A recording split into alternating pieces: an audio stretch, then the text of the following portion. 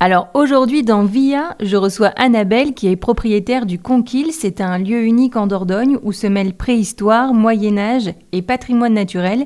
Mais derrière ce site exceptionnel, il y a aussi une femme qui a choisi de consacrer une partie de sa vie à le faire vivre et à le transmettre. Annabelle, bonjour. Bonjour. Je suis ravie de te recevoir. Est-ce que tu pourrais nous dire quel est ton lien avec le Conquil avant d'en devenir propriétaire ? Alors j'ai commencé en tant qu'employée sur le site. J'ai fait à peu près tous les postes. Et voilà, ensuite j'ai acquis la gérance du site pour ensuite devenir propriétaire. Bon, génial. Et c'était il y a à peu près combien de temps tout ça ? Alors la gérance, on l'a repris il y a 12 ans. Donc voilà, je suis restée quelques années avant en tant qu'employée et ça fait 3 ans qu'on est propriétaire. Et est-ce que tu te souviens de la première fois où tu as découvert le site ? Oui, je me souviens très bien parce que c'est un lieu qui pour moi m'apaisait en fait. On est quand même plongé en pleine nature, donc dans une forêt qui est plutôt remarquable avec des essences vraiment différentes. On a la Vézère qui coule sur le bas du site, plus ces falaises. Enfin, c'était clairement une très belle carte postale sur place. Où se trouver ? À quel moment tu te dis, j'adore ce lieu, je m'y sens bien, je me sens apaisée ? Et ce moment où tu te dis, je vais y consacrer ma vie. Alors, je sais que tu n'es pas toute seule à t'en occuper, je ne voudrais pas qu'on oublie ton mari, mais qu'est-ce qui a été l'élément déclencheur ?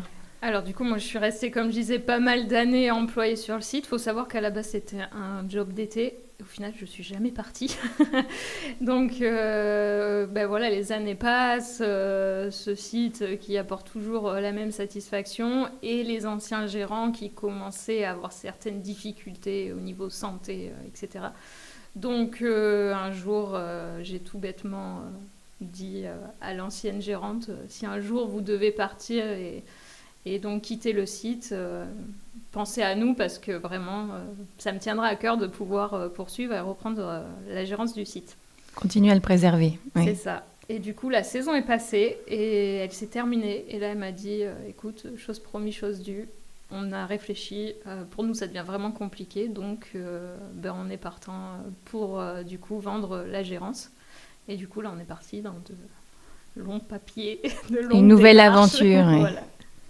Et alors, ça doit être d'autant plus satisfaisant pour eux que j'imagine que ce site leur tenait à cœur et de voir des jeunes qui veuillent continuer participer à sa préservation, c'est toujours plus sympa que de devoir mettre un site en vente et de le laisser entre les mains de quelqu'un qu'on ne connaît pas. J'imagine qu'ils avaient pleine confiance aussi. Oui, c'est ça. C'est qu'ils me connaissaient, ils connaissaient aussi mon mari, ils savent un peu notre façon de travailler, notre façon de voir les choses.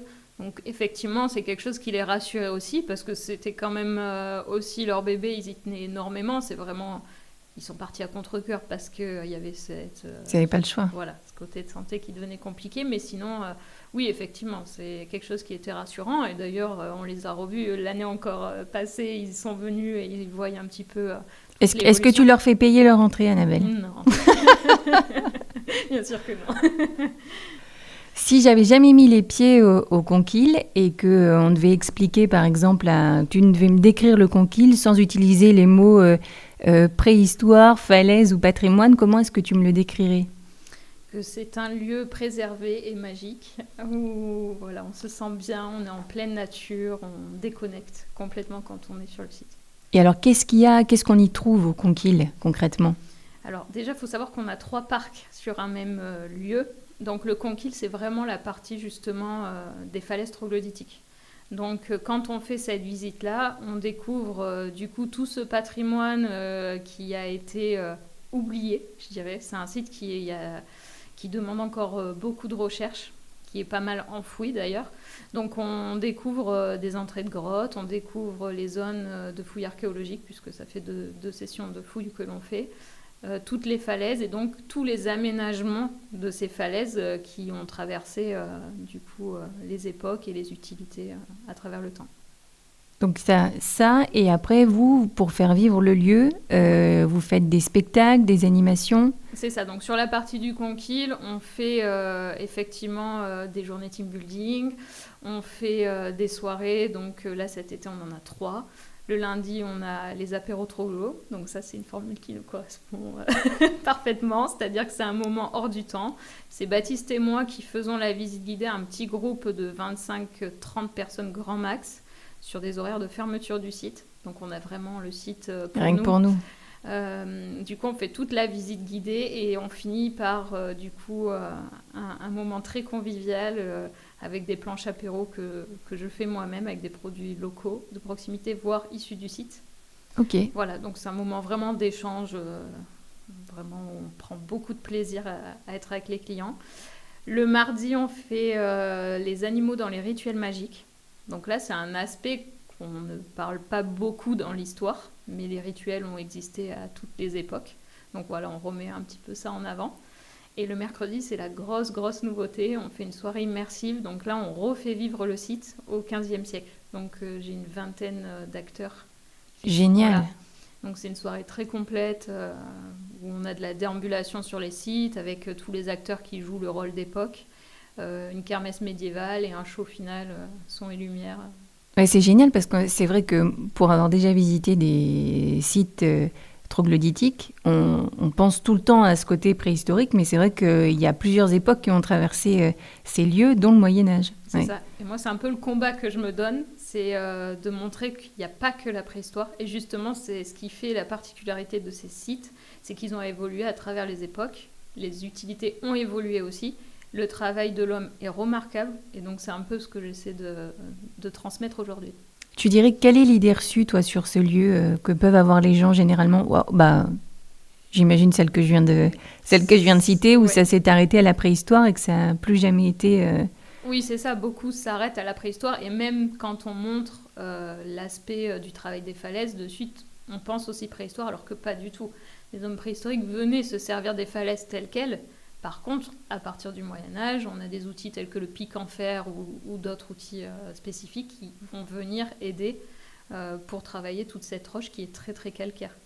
Donc, et l'humain a cessé de vivre dans ces habitats à peu près à quelle époque, tu le sais? À la fin du Moyen-Âge, on sait que là vraiment, on est passé sur de l'habitat plus type maison, on était plus dans les prairies, mais voilà, tout ce qui est les falaises ont complètement été abandonnées.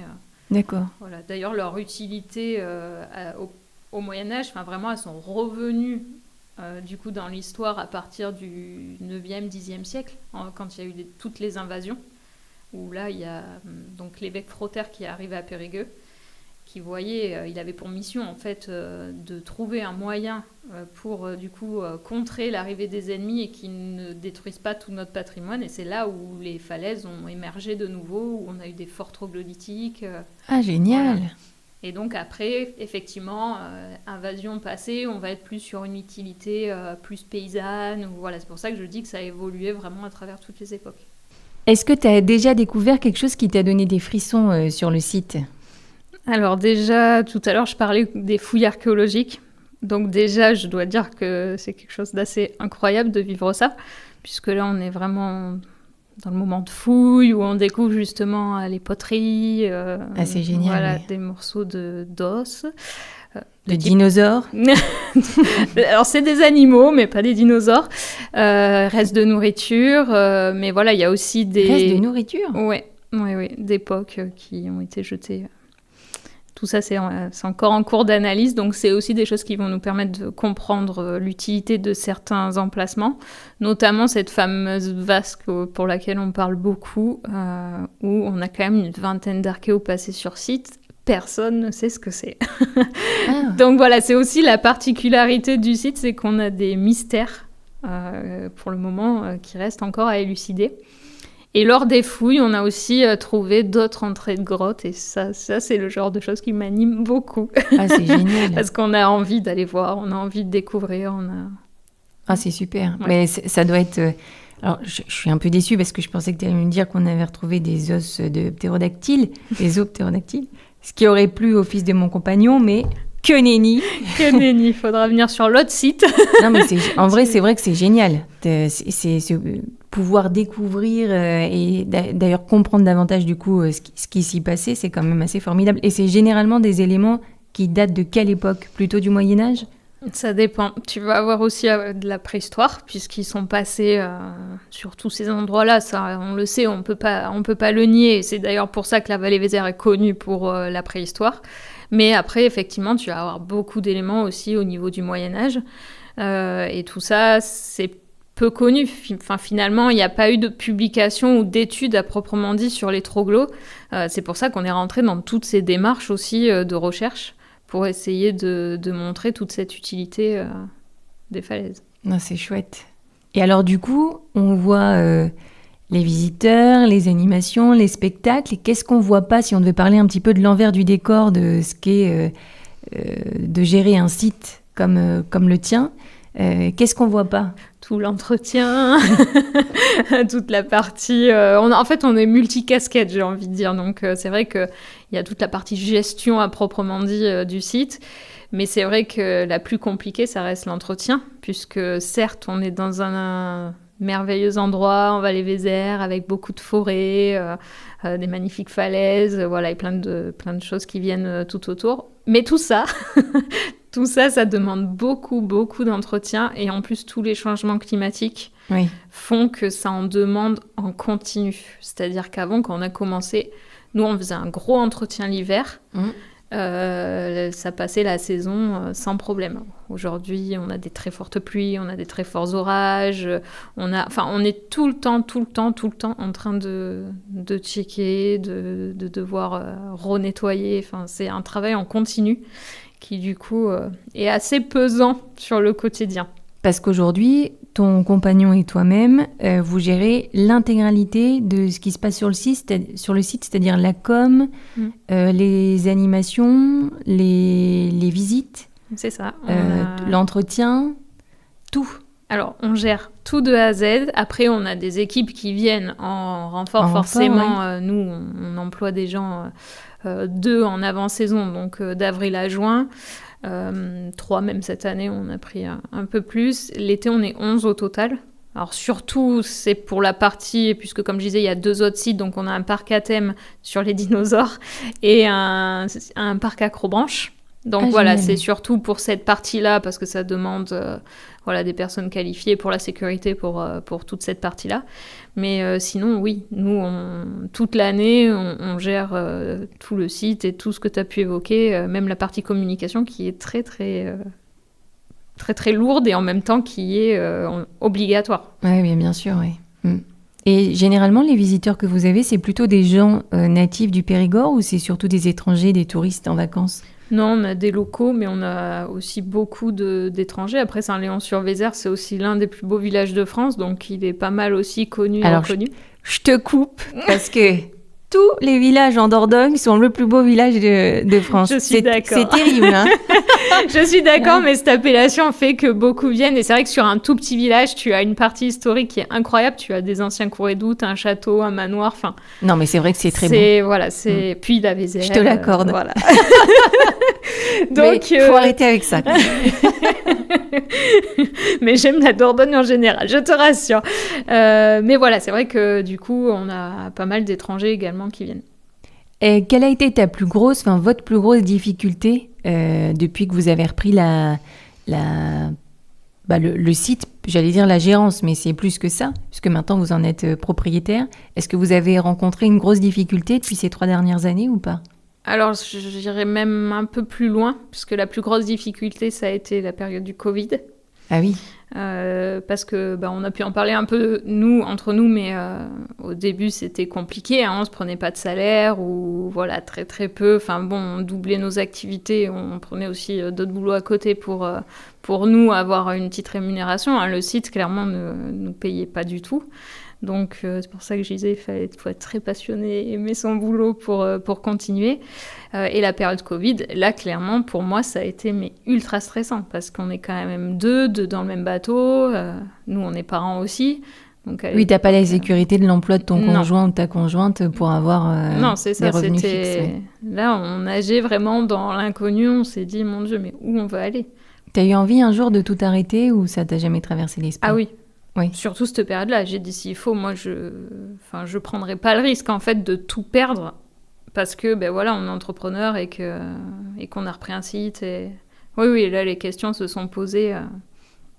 Et bon, après, c'est reparti, on s'est quand même battu. Et... De toute façon, tu peux jamais vraiment anticiper parce que quand tu prévois au préalable d'embaucher des gens pour cet été, par exemple, tu sais pas quelle fréquentation tu vas avoir, tu sais pas quel sera le climat puisque tu es quand même tributaire du climat, comme pour dans la restauration, quand tu jauges un petit peu le nombre d'emplois que tu es censé faire pour ta saison, c'est toujours à géométrie variable. On a des étés pourris, des étés où il fait même très chaud et au final, c'est du même acabit que quand c'est des étés pourris, finalement. Au niveau de la fréquentation, c'est assez dur. Hein. Et c'est pour ça que nous, on donne 3 fois plus de notre personne aussi pour trouver des nouvelles activités, des nouvelles choses qui peuvent aussi pallier peut-être à des moments plus compliqués sur la saison. Parce qu'effectivement...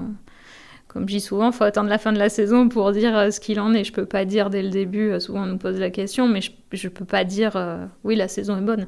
Parce que ça se trouve, là, ça va être très bien. Et puis la semaine d'après... Voilà, donc ça... faut attendre que le jeu soit fini, quoi. En fait, ce qui est hyper important par rapport à ce que vous faites, et c'est, tu vois, souvent, moi, je vois quand tu as un petit ou des enfants, ou peu importe, ou même en tant qu'adulte, trouver des activités à faire en Dordogne, etc. Et des fois, tu sais pas quoi faire. Alors moi, j'aime bien visiter les châteaux, ci et ça, mais tu peux pas faire ça tout le temps non plus. Et ce qui est... Avec tout ce que vous proposez, disons que le plus important finalement, c'est que les gens sachent que vous existez et où vous trouvez. Ouais, c'est ça. Parmi tous ces sites, bah oui, c'est là la grosse difficulté. Ouais. C'est pour ça que la communication est hyper importante et aussi très lourde financièrement parlant. Bah oui, parce qu'on n'a clairement pas le choix. On n'a pas le choix. Oui, parce que c'est dommage d'avoir un aussi beau site, aussi varié, avec autant de propositions. Et finalement, pour être honnête avec toi, jusqu'à il y a encore peu, moi, je ne le connaissais pas. Ah, mais c'est sûr. C'est sûr, mais ça, j'en suis consciente et on travaille beaucoup là-dessus. Beaucoup sur cet aspect-là et surtout, justement, avec les locaux. Parce que, parce que t'es plus curieux quand t'es touriste de trouver des activités à faire que quand t'es un local, mais bon, quand même. Non, mais c'est ça. Et puis bon, là, nous, c'est vrai que ça fait 4 ans aussi qu'on a scindé les sites. Parce que, en fait, c'était aussi ce qui était complexe quand on a repris. C'est qu'il y avait déjà plusieurs activités, mais tout était mélangé. Donc, en fait, ça a créé de la confusion. Pour nous, c'était très compliqué parce qu'au niveau communication, comment faire une communication globale sans écraser un site, une thématique, on va plutôt appeler ça comme ça, plutôt qu'une autre. Donc, c'est pour ça qu'au bout d'un moment, moi, j'ai dit stop. Là, maintenant, déjà même pour nous, pour développer les sites, au bout d'un moment, il fallait qu'on fasse quelque chose et que nous aussi, on puisse gagner aussi notre vie avec le travail qu'on fait. Du coup, on a scindé les sites. Donc aujourd'hui, c'est pour ça que je dis qu'on a sur un même lieu 3 sites différents, puisqu'on a une billetterie pour le parc aux dinosaures, pour le Préhisto-Branche et pour le Conquille. Donc ça permet aux clients de prendre vraiment ce qu'ils veulent. S'ils prennent 2 sites, 3 sites, ils ont des réductions malgré tout pour que ça soit aussi plus accessible. Et de notre côté, on a une communication par site. Donc certes, c'est un coût supplémentaire. Oui. Parce que c'est x3, mais au moins il n'y a plus de confusion. Et maintenant j'ai un parc à thème, donc je m'amuse à 300% avec mes dinosaures. Je fais des jeux d'énigmes, des jeux pour les enfants, on fait des thématiques Pâques, Halloween, etc. Bon, l'Acrobranche, il se développe tous les ans aussi, on rajoute des parcours. Et le Conquille, on est vraiment sur la partie que historique. Donc on est plus crédible aussi de notre côté et c'est beaucoup plus facile aussi à comprendre. Et c'est pour ça que là, on travaille tout ça aussi pour que les locaux nous connaissent. Ouais, mais c'est bien. Ouais. Est-ce que le fait de travailler au milieu de milliers d'années d'histoire, ça change ton rapport à tes propres problèmes ? Est-ce que des fois, tu ne te dis pas, finalement, est-ce que c'est si important que ça ? Non, ça n'a pas d'impact sur ton... Oui, si, tu relativises peut-être sur pas mal de choses, mais bon, je crois qu'on Est-ce qu'on s'en souviendra, disons, dans 100 ans ?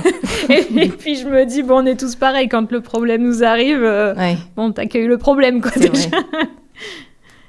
Qu'est-ce que tu dirais que les hommes préhistoriques ou médiévaux qui ont vécu dans ces lieux-là nous diraient de notre époque ? De peut-être revenir à un peu plus de simplicité. Oui. Voilà, et d'ouvrir un peu plus, je pense, les yeux J'allais dire nos chakras. Ouais, voilà, ouvrons nos chakras et posons nos téléphones. Tu m'étonnes. Si tu avais une baguette magique, qu'est-ce que tu voudrais changer immédiatement pour protéger le patrimoine français ? Qu'est-ce que je voudrais changer ? Peut-être... Renflouer les caisses. Ça serait cool. Mais aussi, justement, peut-être ouvrir un peu l'esprit de chacun pour que chacun aussi prenne conscience que voilà, si on fait rien, tout disparaît et c'est dommage parce que l'histoire est importante. Oui. Tu dirais que les gens ils sont moins sensibles avec le temps ou pas ? Ça dépend. Ça dépend. Je peux pas mettre tout le monde dans le même panier. Voilà, je sais qu'il y en a qui partent du principe que c'est le cycle en fait qui est fait comme ça et si ça doit disparaître, ça disparaîtra. Et beaucoup d'autres personnes sont plutôt reconnaissantes et voient quand même que l'investissement, ça vaut le coup aussi et que les connaissances qu'on acquiert d'avant peuvent nous être bénéfiques aussi maintenant. Parce qu'il y a plein de choses qu'on a oubliées et c'est dommage. Oui, qui sont importantes, qui ont leur importance aujourd'hui. Tu vois, je me suis souvent demandé, moi, est-ce qu'on était légitime, par exemple, à raconter une époque qu'on n'a jamais connue. Et quand on nous parle de préhistoire, du Moyen-Âge, on le fait toujours avec notre regard d'hommes et de femmes du XXe siècle. Je dis XXe siècle parce que j'imagine qu'on est nés toutes les deux au XXe siècle. Et donc on se base sur des indices, des éléments, des récits, sur ce qui reste. Mais est-ce qu'on est légitime à affirmer certaines choses avec certitude ou est-ce qu'il faut accepter qu'il y a une partie de l'histoire qui nous échappe ? Non, tu auras forcément une partie de l'histoire qui va nous échapper parce qu'il y a plein de choses qui sont aujourd'hui inexplicables. Tu vois, moi je prends encore une fois nos falaises parce que je travaille dessus tous les jours. Mais il y a des choses qui font que, par exemple, la partie carrière, donc c'est une des dernières parties d'utilité de ces falaises, la découpe des blocs, etc., tu vois, ça fait disparaître beaucoup de choses. Donc, il y a des choses qui resteront un mystère et auxquelles on ne pourra jamais répondre. Ça, il faut se le dire. Est-ce que tu penses que le plus important, qu'est-ce que c'est de se dire je transmets l'histoire véritable d'un lieu ou alors finalement le but dans tout ça c'est pas de générer des questions, des interrogations à ceux qui viennent visiter et même leur créativité, leur imagination. Moi ce que je me dis c'est qu'au final, même si j'ai ce rapport à la légitimité, parce que parfois il y a des gens qui racontent vraiment avec certitude, voilà ce qu'il s'est passé, etc. Et je me dis des fois, ça se trouve, tout ce qu'on nous enseigne de notre histoire est complètement faux. Enfin, je veux dire, ça se trouve, c'est même ridicule. Mais est-ce que c'est vraiment ça l'intérêt ou est-ce que finalement le but c'est d'avoir pu voyager, s'évader et de croire en une histoire finalement. Je sais pas trop comment moi je pense qu'il y a les deux, c'est-à-dire que moi déjà ce que je vais te dire c'est parce que j'en suis sûre. Voilà, donc ça c'est des choses que je peux me permettre de retranscrire parce que derrière les faits sont vraiment avérés. Après, pour avoir été du coup aussi dans toutes ces fouilles archéo et tout, je sais du coup un petit peu maintenant comment fonctionne ce côté-là et je vois qu'il y a aussi beaucoup d'hypothèses et t'as beaucoup de choses qui s'arrêtent sur de l'hypothèse. Oui. Donc tu vois, ça moi je le mettrai jamais en avant avec certitude en disant c'est ça. Alors qu'au final, derrière, tu sais que ça reste une hypothèse. Et auquel cas, là, effectivement, oui, le fait de s'évader, d'essayer, toi, d'imaginer ce que ça pourrait être, ou ça a aussi tout son intérêt, tu vois, parce que il n'y a rien de fondé réellement. Donc, puis voilà, moi, je trouve que c'est aussi sympa d'avoir ce côté où, justement, tu vas rêver, tu vas te laisser emporter. Et ça, c'est un deuxième aspect auquel je porte beaucoup d'importance. Je parlais des jeux tout à l'heure que je crée. Et du téléphone et toute cette nouvelle technologie qui sont là, c'est aussi arriver à faire décrocher, tu vois, et passer un moment vraiment ensemble de découverte, un bon moment. Donc aussi juste découvrir, s'imaginer des choses, mais tu vois, graver un souvenir que tu garderas. Et justement, surtout dans ces lieux-là, parce que moi je me souviens avoir fait une visite d'un lieu troglodytique. Et si tu veux, concrètement, toi, en tant que visiteur lambda, tu sais pas ce que tu vois, enfin, tu comprends pas. Ouais, donc, si t'as personne qui te fait une animation et qui t'explique ce qui pouvait potentiellement s'y passer, bon, ça n'a pas d'intérêt particulier. Et je me souviens, moi, ce que j'ai toujours aimé dans ce genre dans les visites en général de lieux comme ça, et ce qui joue son rôle avec intérêt, c'est celui qui te raconte l'histoire. Et moi, je me souviens de 2 visites que j'avais faites. Donc, celle-ci, une visite dans un lieu troglodytique avec je sais pas comment on a, un animateur, un guide. Un guide, pardon. Un guide qui était génial, qui nous a fait vivre un moment, en fait. C'est vraiment le fait de vivre le moment. Et à Lascaux aussi, le fait tu vois, de partir comme dans un songe. Il te berce avec sa façon de t'expliquer, alors que c'est juste une reconstitution, tu vois, rien n'est vrai finalement. Et c'est vraiment, c'est ça que j'apprécie dans les visites. Ouais, ton imaginaire qui joue aussi, mais ça c'est hyper important. Aujourd'hui, moi c'est ce que je dis, on visite plus un lieu en fait. Ce que tout le monde veut, c'est vivre. Ouais, ressentir. Ouais, je suis d'accord. Voilà. Et c'est pour ça que j'amènerai tout le monde au Conquille. Gentil. Alors, je vais te proposer des petites questions rapides. Comme ça, tu me réponds du tac au tac ce que tu as envie de répondre. Le plus beau moment vécu au Conquille pour toi? Moment de découverte. Quand on trouve un endroit jamais vu. Jamais encore vu. Ton endroit préféré, tu l'as dit tout à l'heure, t'en avais 2? Le Pigeonnier et le Fort Troglo. Une découverte que tu rêverais faire? J'aimerais trouver un peu de concret, donc... un trésor peut-être, le trésor des Templiers, voilà, va savoir. Ça serait incroyable, ne le révèle jamais. Si vous me voyez partir, bon, posez-vous des questions. Après, trouver quelque chose de plus concret... Voilà, ça peut être un squelette, ça peut être, je sais pas, ça serait dingue. Quelque chose sur une paroi ou. Mais bon, moi, en fait, j'attends rien de précis. Je me laisse bercer. Et je sais qu'il y a encore des endroits qui méritent d'aller être explorés. Est-ce que tu as un personnage historique que tu aurais aimé rencontrer? Spécifiquement, non. Mais je t'avoue que si j'avais une petite machine à voyager dans le temps, je me serais fait un plaisir d'aller voir tout le monde. Tu serais allée à quelle époque, justement? J'aurais commencé dès le début, préhistoire, et je serais remontée tranquillement pour comprendre plein de choses. Et il y a un fait que tu aurais aimé vérifier s'il est véridique ou pas? Un fait historique ou un... Surtout une utilité chez nous, ouais. Ouais, de cette fameuse vasque mystérieuse. Ah bah oui. Ouais. Tu vas arriver au moment et te dire ok. Mais tu sais de quelle époque elle date ou pas? Non. Ah oui, ils n'arrivent pas non plus à le savoir. Ils n'arrivent pas. Donc tu aurais dû reprendre le voyage dans le temps depuis longtemps, hein? Ouais, c'est ça. Bon, pourquoi pas? Est-ce qu'il y a un bruit qui représente le mieux le Conquille? Les oiseaux. Les oiseaux, même l'eau. Ce côté calme, en fait, c'est ça. Apaisant. Ouais. Et est-ce que tu aurais un mot pour résumer ce lieu? Un seul mot? Compliqué. Compliqué? Ouais. Non, c'est pas le mot compliqué, mais il y en a tellement qui le qualifieraient. Moi, je pars tout le temps de cette magie, ce côté naturel, vrai, authentique. S'il y a des gens qui nous écoutent et qui hésitent encore à y aller, qu'est-ce que tu pourrais leur dire pour les convaincre de venir y faire un saut? Qu'il faut pas hésiter, que tous ceux qui passent la porte repartent conquis. Ouais, c'est génial. Ouais.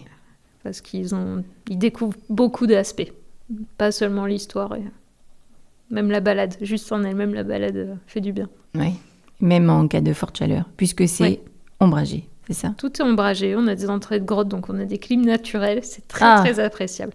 Et puis on reste quand même en bord de Vézère, mine de rien, donc ça apporte aussi sa petite touche de fraîcheur. Merci beaucoup Annabelle. Moi j'ai été ravie de pouvoir échanger avec toi et je suis super contente surtout qu'il y ait des personnes encore comme toi qui existent pour pouvoir continuer de préserver tous ces lieux qui font la richesse de notre région finalement, qu'est la Dordogne et puis la richesse de notre pays au sens large. Merci à toi de faire vivre le site aussi de cette façon. À bientôt. À bientôt.